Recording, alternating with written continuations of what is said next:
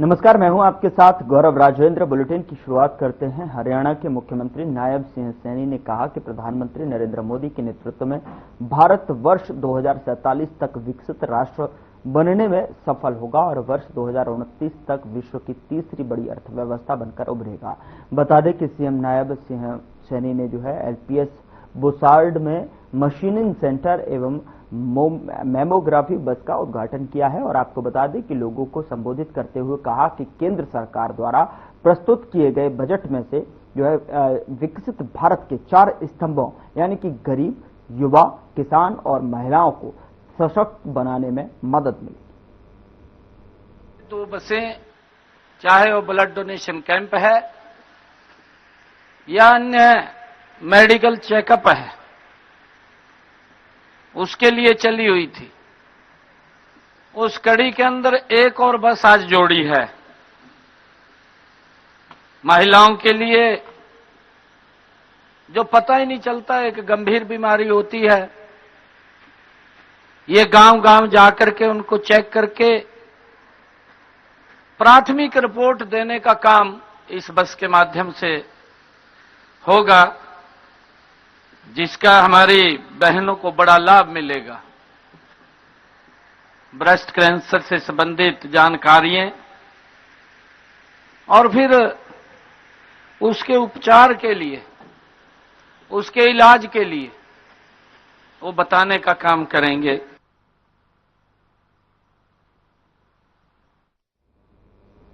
और इस बीच बड़ी खबर का रुख करते हैं। चंडीगढ़ से बड़ी खबर मिल रही है जहां पर हरियाणा सीएस को मिली बड़ी जिम्मेदारी। तो इस वक्त की बड़ी और अहम जानकारी आप तक पहुंचा रहे चंडीगढ़ से, जहां पर मुख्य सचिव को बनाया देश का चुनाव आयुक्त। आईएएस डॉक्टर विवेक जोशी चुनाव आयुक्त नियुक्त किए गए हैं। तो डॉक्टर विवेक जोशी की नियुक्ति के आदेश जारी हुए हैं।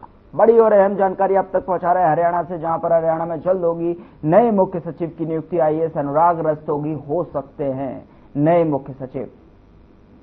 चंडीगढ़ से इस वक्त की बड़ी और अहम जानकारी आप तक पहुंचा रहे हैं, जहां पर मुख्य सचिव को बनाया देश का चुनाव आयुक्त। आईएएस डॉक्टर विवेक जोशी चुनाव आयुक्त हुए नियुक्त। डॉक्टर विवेक जोशी को नियुक्ति के आदेश।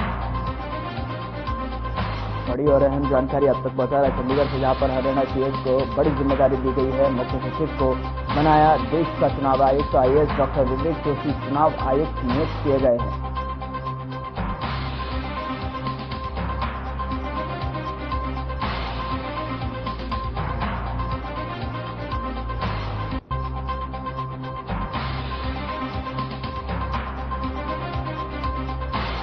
डॉक्टर विवेक जोशी की नियुक्ति के आदेश जारी हुए हैं। हरियाणा सीएस को बड़ी जिम्मेदारी दी गई है। मुख्य सचिव को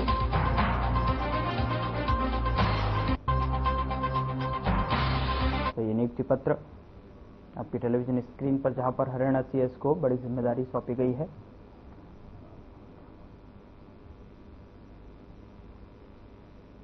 सीएस को बड़ी जिम्मेदारी दी गई है हरियाणा के सीएस को, और उसका नियुक्ति पत्र जो है आपकी टेलीविजन स्क्रीन पर, जहां पर चुनाव आयुक्त तौर पर नियुक्त किया गया है। मुख्य सचिव बने देश को चुनाव आयुक्त आईएएस डॉक्टर विवेक जोशी भारत के चुनाव आयुक्त नियुक्त किए गए। उधर शहरी स्थानीय निकायों के चुनाव को लेकर कांग्रेस नेता भूपेंद्र सिंह हुड्डा का बयान सामने आया है। आपको बता दें कि उन्होंने कहा कि स्थानीय चुनाव के लिए कांग्रेस पूरी तरह से जो है तैयार है। कांग्रेस के पास अनेक मुद्दे हैं। शहरों में गंदगी का आलम है, सीवरेज व्यवस्था ठप पड़ी है, टूटी सड़कों से जो है लोग परेशान हैं। ये जो आज हरियाणा की क्या परिस्थिति हुई है, सारे शहर जो है बिल्कुल ऐसी परिस्थिति में पहुंचे, ना उनका सीवरेज की सफाई है, सारी सड़कें टूटी पड़ी हैं, सब कोई मतलब होकर लोग परेशान हैं। ये बड़े जो एजेंट हैं उनके ऊपर सख्त कार्रवाई होनी चाहिए। हरियाणा में कर्मचारियों के तबादले की नई पॉलिसी लागू होगी और इस नई ऑनलाइन ट्रांसफर पॉलिसी को जल्द लागू करने की तैयारी की जा रही है। पॉलिसी के ड्राफ्ट का प्रशासनिक सचिवों, विभागाध्यक्षों और कर्मचारियों से 28 फरवरी तक इस पर जो है सुझाव मांगे गए हैं। तबादला नीति में मंत्री की सिफारिश बाहरी प्रभारी और ट्रांसफर में मंत्रियों विधायकों की नहीं चलेगी और इसमें मुख्यमंत्री की सहमति के बिना कोई ट्रांसफर नहीं होगा। तो वहीं अधिसूचना के जो है 15 दिन के अंदर तमाम पॉलिसी के तहत जो आने वाले प्रकाशित किए जाएंगे।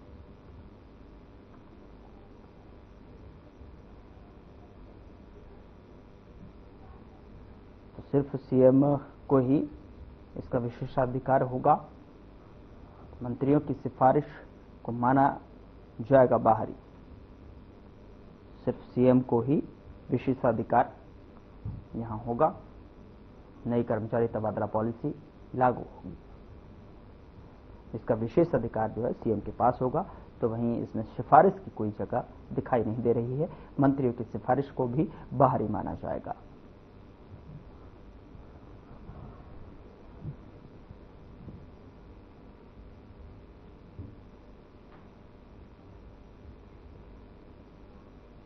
उधर भारतीय किसान यूनियन के राष्ट्रीय अध्यक्ष गुरनाम सिंह चढ़ूनी ने अमेरिका से डिपोर्ट किए जा रहे लोगों पर जो है प्रतिक्रिया दी है। उन्होंने कहा कि विदेश भेजने के नाम पर लोगों की लाखों रुपए की कमाई हड़पने वाले एजेंटों के विरुद्ध सख्त कदम उठाया जाए। सरकार सख्ती से जो है ऐसे एजेंटों से रुपया वापस दिलाए। और चढ़ूनी ने सरकार की कृषि नीतियों की भी आलोचना की है। साथ ही आपको बता दें कि सरसों की एमएसपी पर सरकारी खरीद के बारे में चर्चा की। कुरुक्षेत्र में भारतीय किसान यूनियन चढ़ूनी की प्रदेश स्तरीय मीटिंग हुई है और उसमें मुख्य तौर पे 2 फैसले आज लिए हैं।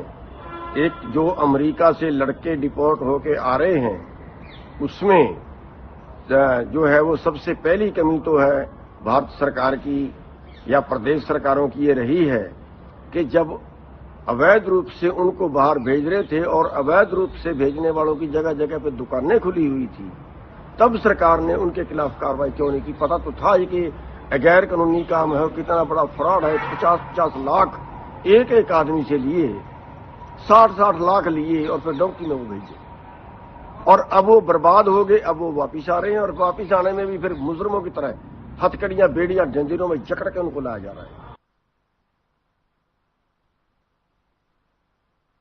उधर जुलाना कस्बे की नगरपालिका चुनाव के लिए नामांकन की प्रक्रिया के खत्म हो चुकी है और आपको बता दें कि अंतिम दिन 10 प्रधान और 27 पार्षद पद के जो है उम्मीदवारों ने नामांकन किया और नगरपालिका में प्रधान पद के लिए अब तक 15 आवेदन, तो पार्षद के लिए अब तक 47 नामांकन दाखिल किए गए हैं।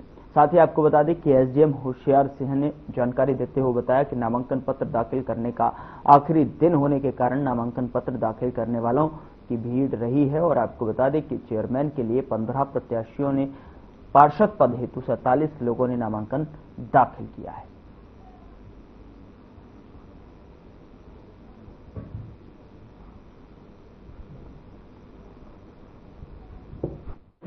का आखिरी दिन था नामांकन के लिए, तो उसमें आज के दिन पार्षद के लिए 27 और प्रेसिडेंट के लिए 10 नामांकन पत्र दाखिल हुए, टोटल 37। और अब तक का कुल नामांकन प्रक्रिया के दौरान शुरू के दिन से और अंतिम दिन तक पार्षद के जो यानी कि वार्ड मेंबर हैं उनके 47 और प्रेसिडेंट के 15 यानी कि कुल 62।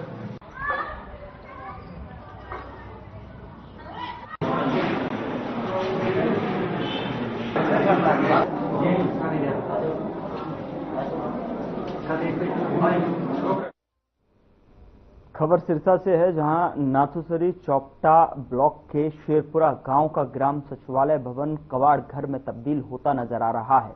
आपको बता दें कि ग्राम सचिवालय भवन में जगह जगह पर कचरे और कूड़े के ढेर पड़े हुए हैं, जिन्हें कोई उठाने वाला नहीं है। इतना ही नहीं, पंचायत भवन के कार्यालयों के दरवाजे भी जगह जगह से टूटे पड़े हैं। ग्राम सचिवालय भवन उचित देखभाल और सार संभाल के अभाव में आवारा पशुओं की शरण स्थली बना हुआ है।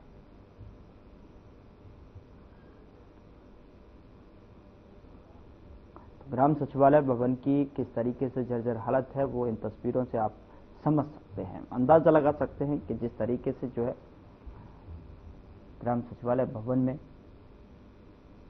साज सज्जा की और देखभाल की कितनी आवश्यकता है, लेकिन बावजूद इसके जो है इस ओर कोई ध्यान नहीं दे रहा है।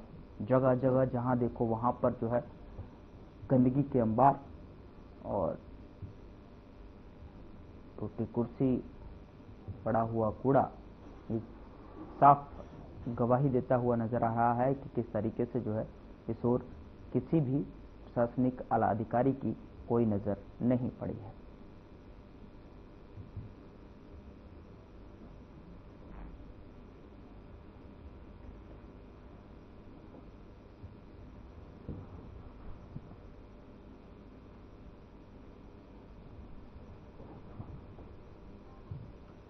खबर सिरसा से है, जहां नगर परिषद सिरसा के आम चुनाव के लिए सोमवार को नामांकन प्रक्रिया के अंतिम दिन प्रधान पद के लिए कुल 9 नामांकन पत्र प्राप्त हुए हैं। वहीं वार्ड सदस्य पद के लिए सोमवार को 128 नामांकन पत्र प्राप्त हुए।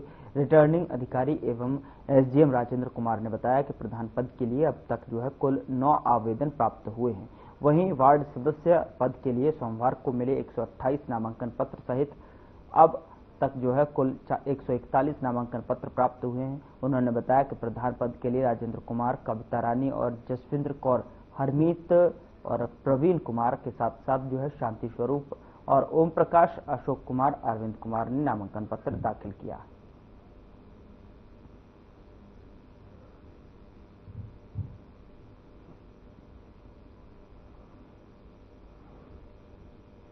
दो मार्च को मतदान होना है। वार्ड सदस्य पद के लिए 128 नामांकन दिए गए हैं।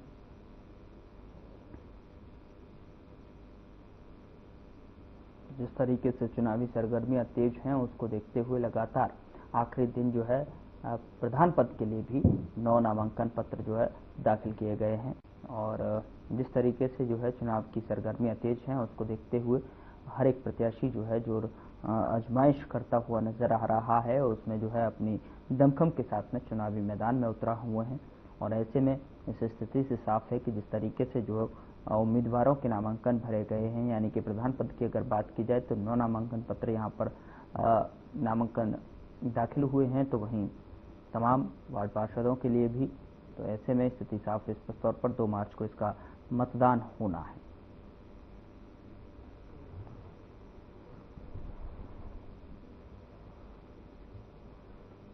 उधर फरीदाबाद नगर निगम चुनाव लेकर जो है आज नामांकन की आखिरी तारीख थी। ऐसे में लगातार प्रत्याशी एक के बाद एक अपना नामांकन पत्र दाखिल करने के लिए केंद्र पर पहुंचे। बता दें कि अलग अलग वार्ड से कई उम्मीदवारों ने अपने अपने नामांकन पत्र दाखिल किए हैं, तो वहीं सभी प्रत्याशी अपने वार्ड से चुनाव लड़ने के लिए पूरी तरीके से तैयार हैं। प्रत्याशियों का कहना है कि वो जनता के बीच में रहकर जनता की सेवा करना चाहते हैं और इसके लिए वो चुनाव मैदान में हैं। और प्रत्याशियों ने ये भी कहा कि जनता की सभी समस्याओं को सुनकर और उनका समाधान करना ही उनका एकमात्र एक लक्ष्य है।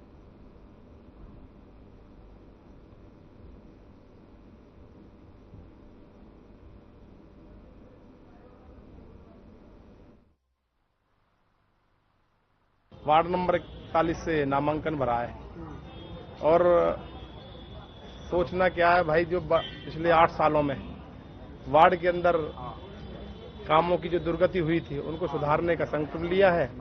और अपने वार्ड के अंदर मैंने 8 साल जनता की सेवा जो की है, उस सेवा के रूप में मैं जनता के बीच में जाऊंगा और मेरे वार्ड के अंदर सफाई व्यवस्था, सीवर व्यवस्था, लाइट की व्यवस्था और जो काम है वो सारे जनता के पूरे करेंगे। भाई नामांकन करने का मौका मिला है 3 साल बाद, सभी को बहुत खुशी की बात है। उत्सव है, लोकतंत्र का अधिकार है लोगों को जो मिल रहा है। मेरा ये मानना है कि जो बीजेपी का अहंकार रूपी रावण है, जो टिकट आवंटन आप देख पा रहे हैं, उस सब चीज को जो ये हमारे यहाँ पर दौड़ चल रहा है, कांग्रेस पार्टी ने इस बार अपने प्रत्याशी मैदान में उतारे हैं और प्रत्याशी उतरने से जो ये बड़ा मनोरंजन आपको देखने को मिलेगा। जो एक छत्र रूपी राज इन लोगों का चलता था, हम चलने नहीं देंगे। मैं वार्ड नंबर 1 से आया हूँ। चौधरी मुकेश हेतराम डागर मेरा पूरा नाम है और मैं कांग्रेस पार्टी ने जो मेरे ऊपर विश्वास दिखाया है, मैं उसी नेतृत्व का आभार करता हूँ, उसका धन्यवाद करता हूँ। नीरज भाई का बहुत बहुत धन्यवाद करता हूँ। चेयरमैन साहब मेरे साथ आए हुए हैं, इन सबका ललित भाई जी, और इस वार्ड को हम निकाल के देंगे, कांग्रेस पार्टी को हम जीत के देंगे। आप सभी से ये अपील करना चाहूंगी कि पिछले 10 सालों से मैं भी 45 वार्ड के लिए मैंने भी बहुत समाज सेवा की है, तो मैं यही चाहूंगी कि आप लोग मुझे अपना आशीर्वाद दें, मेरा साथ दें, जैसे आपने पिछले 10-15 सालों से देवराज जी को अपना प्यार और आशीर्वाद दिया, ऐसे ही मुझ पे अपना वोट रूपी आशीर्वाद। भारतीय जनता पार्टी ने वार्ड नंबर 4 से प्रत्याशी बनाया है और हम सौभाग्यशाली हैं कि आज पर्चा भरने आए हैं हमारे कृष्णपाल गुर्जर जी के सपुत्र देवेंद्र चौधरी जी और हमारे पूर्व में कैबिनेट मंत्री रहे पंडित मूलचंद शर्मा जी और उनके बड़े भाई टिप्पण चंद शर्मा जी, हमारे पार्टी के जिला अध्यक्ष राजकुमार बोरा जी और पूर्व में जिला अध्यक्ष रहे गोपाल शर्मा जी, सभी जने उपस्थित रहे और हमारा मनोबल बढ़ाया। और जो विश्वास उन्होंने जगाया है उसी विश्वास पे खरे भी उतरे। किन मुद्दों को लेकर लोगों के बीच जाएंगे आप? देखिए, मुद्दे तो ऐसा विकास का ही मुद्दा होता है हमेशा, और विकास को ही लेके हम आगे बढ़ेंगे। और अभी भी हम विकास के कार्य लगातार 3 साल से बिना पार्षद के कर रहे थे, अब पार्षद बन के करेंगे। देखिए, जनता के प्रेम ने हमें इस स्टेज तक पहुंचाया और आज उसको हमने शुरुआत कर दी है। नॉमिनेशन हमने फाइल कर दिया है, चुनाव लड़ेंगे, जनता की सेवा करने के लिए आए हैं तो उसको हम बैक नहीं करेंगे। कौन से वार्ड से नामांकन? वार्ड नंबर 40 से इंडिपेंडेंट हमने नामांकन किया है और जो भी मेरी जनता है, जो मेरा वार्ड है, मैं सभी से विनम्र निवेदन करूंगा कि हमें साथ दें, हमें मजबूती दें, जो वहां की जो समस्याएं हैं उनको हम सुलझा सकें।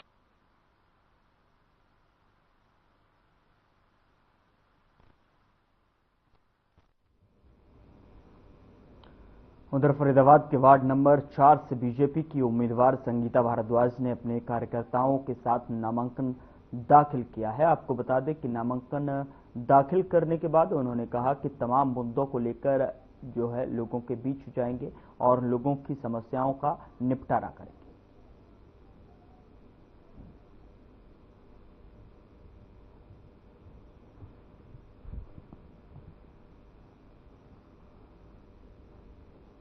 भारतीय जनता पार्टी ने वार्ड नंबर 4 से प्रत्याशी बनाया है और हम सौभाग्यशाली हैं कि आज पर्चा भरने आए हैं हमारे कृष्णपाल गुर्जर जी के सपुत्र देवेंद्र चौधरी जी और हमारे पूर्व में कैबिनेट मंत्री रहे पंडित मूलचंद शर्मा जी और उनके बड़े भाई टिप्पण चंद शर्मा जी, हमारे पार्टी के जिला अध्यक्ष राजकुमार बोरा जी और पूर्व में जिला अध्यक्ष रहे गोपाल शर्मा जी, सभी जने उपस्थित रहे और हमारा मनोबल बढ़ाया।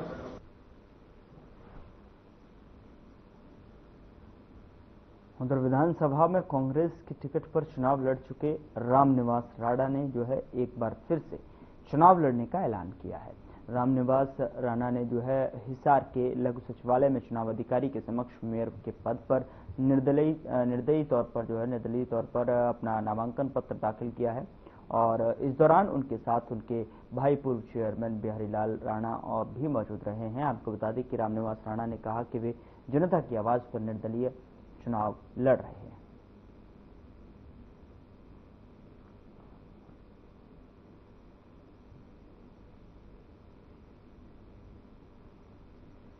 ये कहूंगा, जो 2 कैंडिडेट आए इन दोनों कैंडिडेटों को हिसार की जनता में पहचान नहीं है। ये सेक्टरों में रहने वाले आदमी है। एक रामनिवास राणा ऐसा है जो 10 साल से जनता के बीच रहता है। ये हिसार की जनता का दबाव था मेरे पास। फिर 2014 में मैंने सातड़ू से बरवाड़ा से चुनाव लड़ा। छोटी सातड़ू नगर निगम आती है, 2.5 वार्ड नगर निगम आते हैं, आजाद नगर आता है। तो मेरा जो 2014 में चुनाव मैंने लड़ा, एक सातड़ू में जो है हमारा पड़ोस खेत का पड़ोस भी है।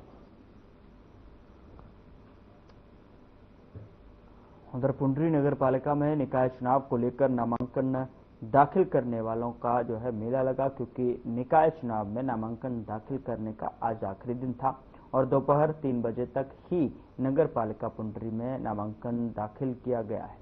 साथ ही आपको बता दें कि कृष्णलाल पवार परिवहन और आवास मंत्री के साथ जो है स्थानीय विधायक सतपाल जांबा भी जो है बीजेपी की ममता रानी के चेयरमैन के पद के लिए नामांकन पत्र दाखिल करने पहुंचे और इस दौरान एसडीएम अजय सिंह ने बताया कि नामांकन पत्र दाखिल करने का आखिरी दिन होने के कारण नामांकन पत्र दाखिल करने वालों की जो है भीड़ रही है, लेकिन 3 बजने से पहले ही नामांकन प्रक्रिया पूरी हो गई थी।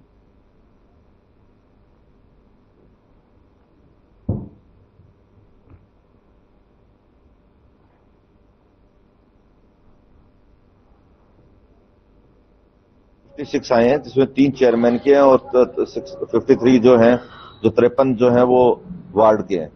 समय से काम पूरा हो चुका था या अभी बाकी है? कुछ कंप्लीट हो चुका है, कोई भी नहीं है। हमने गेट को बंद कर दिया है। नॉमिनेशन की प्रक्रिया आज एंड हो गई है।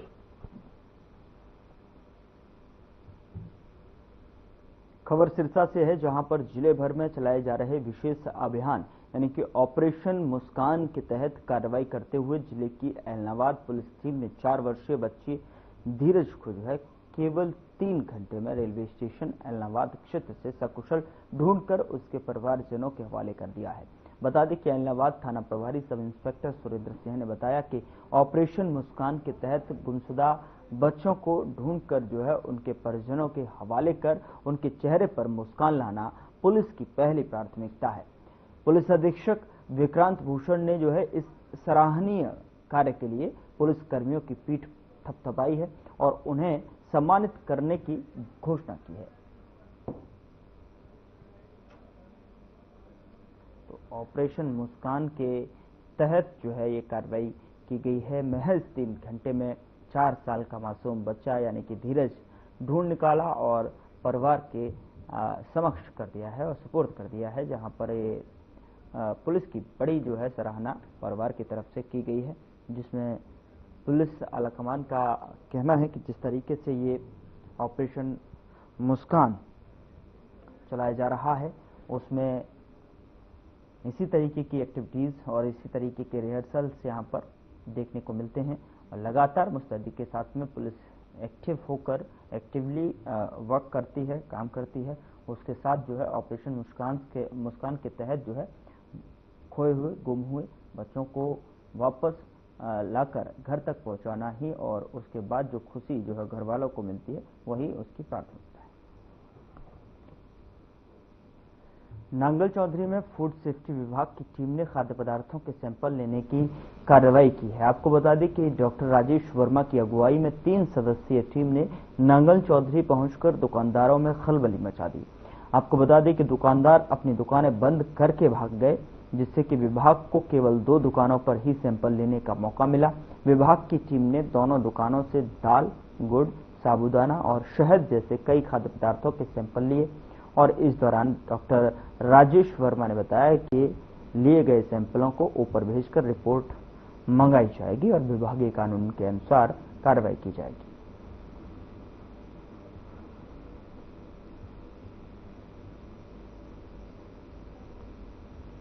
फूड सेफ्टी ऑफिसर नारनौल, आज जो है हम नांगल चौधरी आए हुए हैं। नांगल चौधरी से कई दिनों से शिकायत मिल रही थी कि यहाँ जो है विदाउट लाइसेंस, विदाउट रजिस्ट्रेशन और low quality food items market में सेल हो रहे हैं। इसके रिगार्डिंग आज हमने अभी 2 अर्धसैनिक कैंटीन्स के ऊपर रेड किए, जहाँ से सैंपल लिए गए और इनको जो चीज़ें जिसमें कमियाँ मिली है इंस्पेक्शन में, उनके नोटिस दिए गए हैं।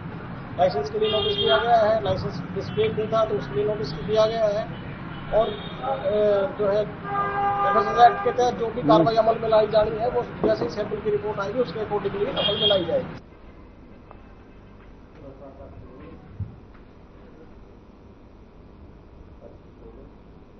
फिलहाल बुलेटिन में इतना ही। नमस्कार।